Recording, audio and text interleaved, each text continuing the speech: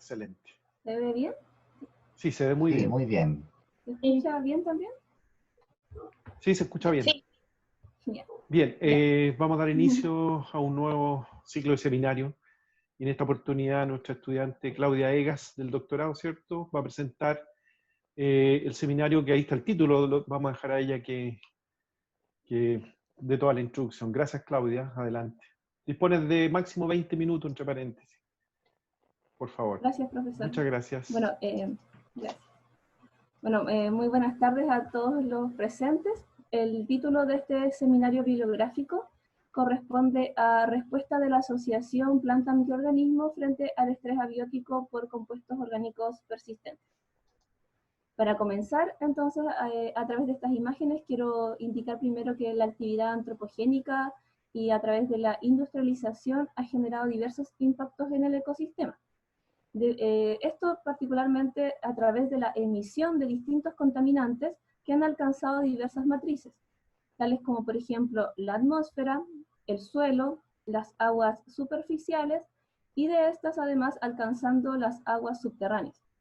Particularmente en cuanto a la vegetación, el impacto de estos contaminantes proviene principalmente desde los suelos.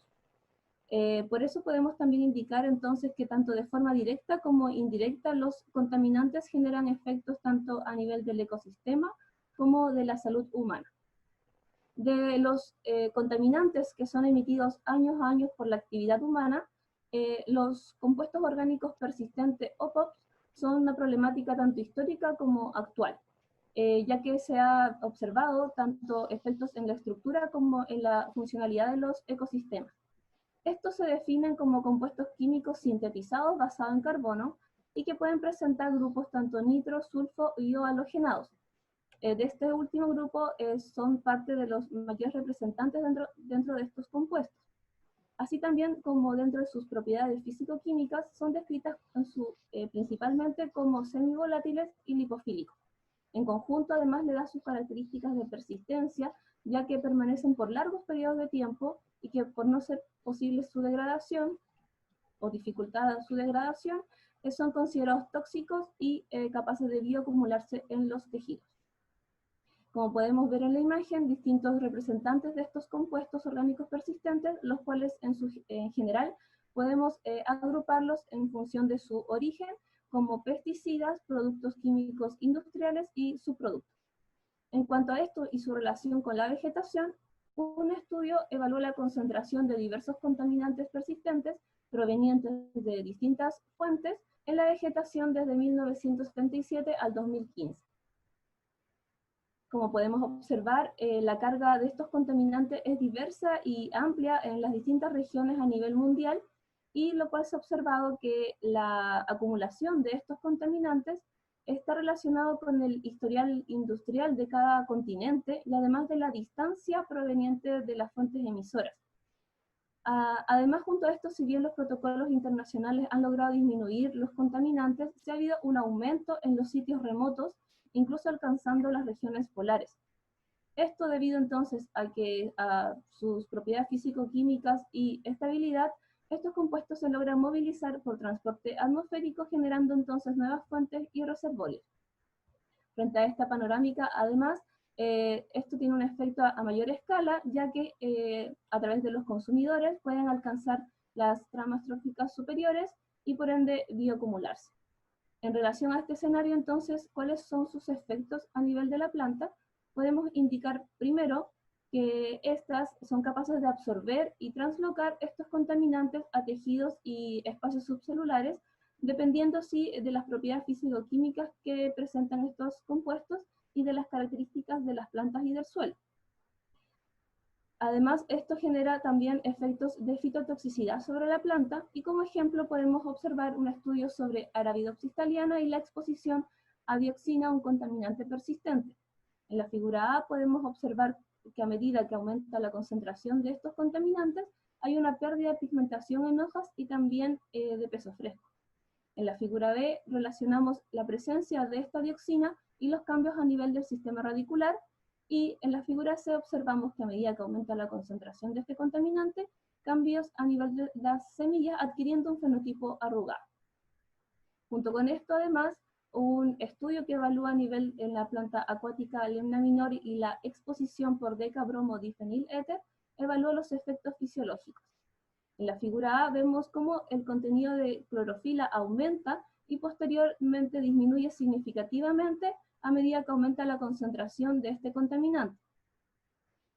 Además, se ha visto que aumenta también el estrés oxidativo y en conjunto con ello la respuesta antioxidante, como por ejemplo lo podemos ver en la figura B para el caso de la superóxido dismutasa, en la cual también observamos el mismo patrón, es decir, aumenta su actividad, pero posteriormente hay una disminución de esta significativa en cuanto hay un aumento de este contaminante.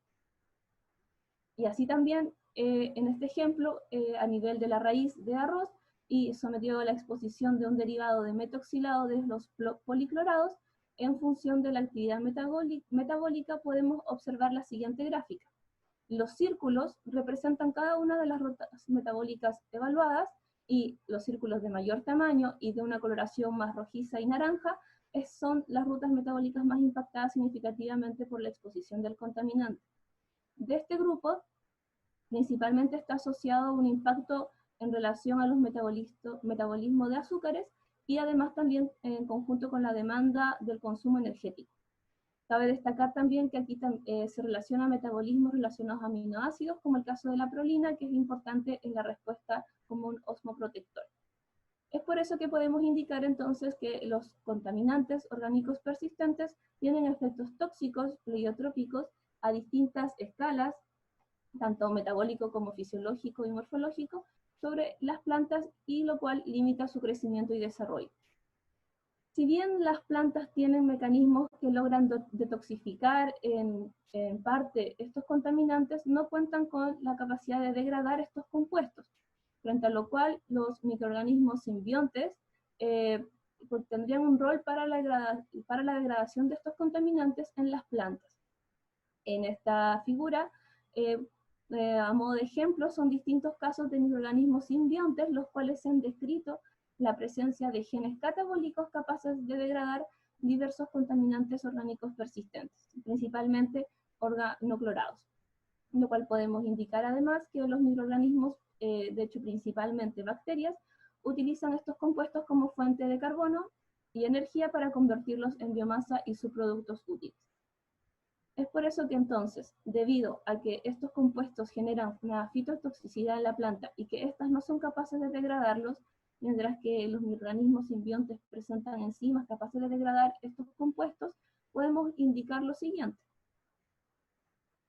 La asociación planta-microorganismo es beneficiosa frente al estrés abiótico por estos contaminantes persistentes, y lo podemos abordar desde dos perspectivas. Una, en primera, que abordaría la mitigación de estos compuestos, es decir, reduciendo la presencia de estos, y la otra en cuanto a la tolerancia y a estrés oxidativo por estos contaminantes.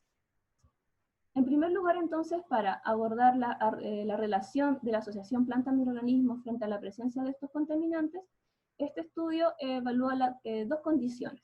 Una, considerando la presencia solamente de la planta, en este caso medicadosativa, la cual será definida como P, y la siguiente condición que considera la planta medicadosativa y Syndorhizobium meliloti, un Rhizobium simbionte, y que será definida como P más S. Para ambas condiciones fueron expuestas a un tetraclorobifenilo o PCB77. Ahora bien, entonces, en primer lugar, la relación planta y simbionte, podemos observar la presencia de estos nódulos y la maduración de estos, incluso activos en presencia de los contaminantes. Cabe destacar que entonces este simbionte tiene el rol de realizar la fijación de nitrógeno. En la figura A, en primer lugar, vemos cómo la concentración de estos contaminantes varía para cada una de las condiciones. Como ejemplo, entonces, vemos que para el caso de la interacción planta y simbionte y la presencia de este contaminante, hay un aumento en la acumulación de la concentración de estos contaminantes tanto en raíces como en los nódulos. Por otra parte, al evaluar el rol de la nitrogenasa como la responsable de la fijación de nitrógeno, se evalúa la cepa mutada de NIF-A para la actividad nitrogenasa. la cual vemos una disminución significativa del contenido de en la concentración de estos contaminantes para ambos tejidos. Esto nos da señales de la participación de la nitrogenasa, por lo cual también se evalúa en la condición planta más simbionte y el contaminante la aplicación exógena de molibdeno como un cofactor de la nitrogenasa, y se observa una reducción significativa de la concentración de estos contaminantes en ambos tejidos. Considerando esta reducción mediada por la aplicación de molibdeno como cofactor de la nitrogenasa, observamos en la figura B una relación que muestra la actividad nitrogenasa mediada por la aplicación de este molibdeno y en conjunto también con el aumento de un flujo de iones cloruro. Por lo tanto, el simbionte generaría un medio adecuado que favorecería o estimularía la transformación química de estos contaminantes a metabolitos más solubles y menos tóxicos, dejándolos biodisponibles. Por lo cual podemos indicar entonces que la rizoia simbionte estimula la decloración y acumulación de estos contaminantes tanto en raíces como en nódulos. Ahora bien, en cuanto a nivel de la planta, considerando el mismo sistema de estudio, se evalúa para cada una de estas condiciones el estrés oxidativo a través de un marcador sensible a ROS. En cuanto a la condición de medicadosativa como P y sometida a la exposición del contaminante, vemos que hay un aumento de especies reactivas en raíz. Por otra parte, en la condición de la interacción planta y simbionte en presencia del contaminante, vemos cómo hay un cambio y hay una disminución en las especies reactivas de oxígeno. Por lo tanto, las plantas, en presencia de los microorganismos simbiontes, presentan un menor estrés oxidativo por estos policlorados. Junto con estos antecedentes, también se evalúa la actividad antioxidante y particularmente, aquí les muestro el caso de la glutatión reductasa.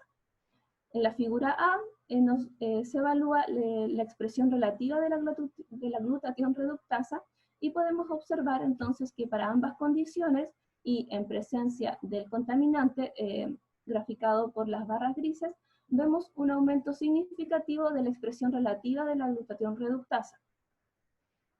Junto con esto, en la figura B se muestra la actividad enzimática de la glutatión reductasa y podemos ver también que para ambas condiciones y sometido al estrés por el contaminante, vemos que hay un aumento de la actividad demostrado por las barras grises y que además es favorecida por la presencia o la relación planta más simbionte.